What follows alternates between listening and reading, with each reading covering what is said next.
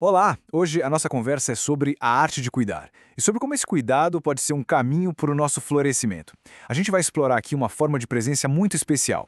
Uma que não se impõe, sabe? Mas que tem um poder imenso de transformar, em silêncio, a vida de todo mundo envolvido, tanto de quem cuida quanto de quem é cuidado. E para começar essa reflexão, olha só que pensamento poderoso.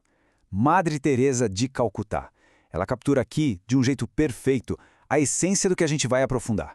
Essa força imensa que existe nos gestos mais simples de cuidado. Pois é, existe mesmo uma forma de presença. Uma presença que não se impõe, mas que transforma. Ela não exige nada, mas mesmo assim, com a sua delicadeza, ela tem o poder de mudar tudo ao redor. E é exatamente isso, é cuidar sem invadir, apoiar sem querer conduzir, amar sem exigir nada em troca. Esse é o ponto central. A gente está falando aqui do conceito de regar. Regar. É aquela atitude de oferecer para o outro exatamente o que ele precisa para crescer por conta própria, sabe? Com raízes fortes e flores que são genuinamente dele. Então vamos mergulhar um pouco mais nisso. O gesto que transforma. Nessa primeira parte, a gente vai entender como esse ato, que muitas vezes é silencioso, de cuidar, como ele é o verdadeiro solo fértil onde o florescimento humano acontece. Pensem comigo um instante. Cada ser humano é como uma semente única. Cada um tem seu próprio tempo, suas potências, suas fragilidades. E o fato é que nenhuma semente, por mais incrível que seja o seu potencial, consegue florescer sozinha, isolada. E o florescer é sempre uma história de cuidado. O que a gente vê aqui são como se fossem os bastidores desse crescimento. Por trás de toda pessoa que floresce, que desabrocha para a vida, a gente vai encontrar esses gestos. Olha só, uma palavra que encoraja, um silêncio que respeita, uma escuta que acolhe, um gesto que ampara. São coisas pequenas, mas que fazem toda a diferença. Isso nos leva a uma questão mais profunda, né? Regar um cuidado que liberta. O que significa, de verdade, regar alguém no contexto de uma vida com mais sentido, uma vida mais plena? Vamos aprofundar um pouco essa ideia.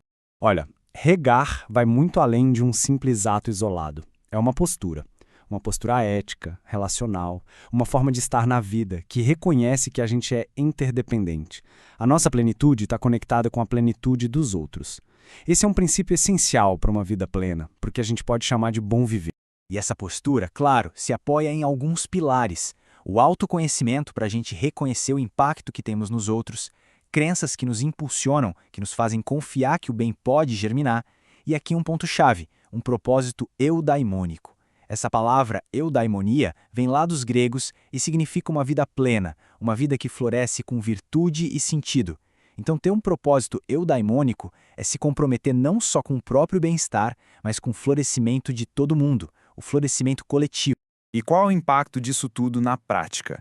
Qual é o impacto real desse cuidado, não só para quem recebe, mas também para quem oferece? E aqui a coisa fica fascinante, porque não estamos falando só de filosofia. A ciência hoje, com a neurociência social, por exemplo, nos mostra que o ato de cuidar ativa circuitos no nosso cérebro. Circuitos ligados à recompensa, à confiança, à conexão. É algo concreto, biológico. Ou seja, o cuidado nutre a todos. Não é uma via de mão única. Olhem só como os benefícios se espalham. Para quem cuida, a gente vê redução de estresse, aumento do bem-estar, do propósito. E para quem é cuidado, a pessoa se sente segura, valorizada, encontra força, esperança, desenvolve autonomia. É um ciclo virtuoso que nutre e fortalece todo mundo. E tem um provérbio chinês que resume isso de uma forma, poética e perfeita. A mão que oferece a rosa guarda sempre um pouco de seu perfume. É exatamente isso. Quem oferece o cuidado também é enriquecido, também é perfumado por esse gesto. Certo, isso tudo é muito bonito, mas como é que a gente cultiva essa presença no nosso dia a dia? Como tornar isso algo concreto? Bem, esse cultivo começa com práticas que são, ao mesmo tempo, simples e muito intencionais. Primeiro passo, escutar sem interromper, de verdade. Segundo, oferecer ajuda sem invadir o espaço do outro. Terceiro, reconhecer as necessidades de quem está ali. Quarto, validar as emoções, acolher o que a outra pessoa está sentindo. E um quinto passo que é fundamental, praticar o autocuidado com consciência. Afinal, a gente só consegue oferecer aquilo que a gente tem dentro de nós. E talvez tudo possa começar com uma pergunta simples ao acordar. Quem eu posso cuidar hoje e de que forma? Só essa pergunta já pode mudar o tom do nosso dia, trazendo mais presença, mais sensibilidade. É um pequeno ajuste de rota com impacto gigante. No fim das contas, a gente percebe que regar é muito mais do que uma lista de ações. É um compromisso com a vida, um compromisso silencioso, consistente, com a nossa humanidade que é compartilhada. E esse compromisso exige algumas virtudes, algumas capacidades humanas fundamentais. A primeira delas, talvez a mais essencial, seja a empatia. Aquela capacidade de perceber, de compreender de verdade as necessidades e os sentimentos do outro. Acolher com sensibilidade sem julgar. Depois vem a paciência. É como cuidar de uma planta, né? Cada pessoa tem seu próprio tempo, seu próprio ritmo.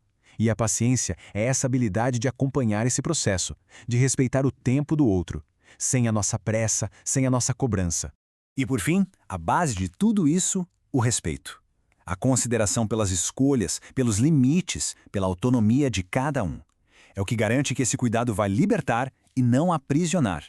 Então o ponto central é esse: regar não é sobre grandes gestos heróicos. É um compromisso com a paz. Mas não a paz como ausência de conflito, e sim como a presença de vínculos, a presença da gentileza no dia a dia, a presença dessa humanidade que todos nós compartilhamos.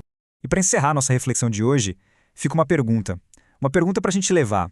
Ao regar o jardim do outro, com esse cuidado consciente, silencioso, que mundo, afinal, a gente está cultivando? Juntos?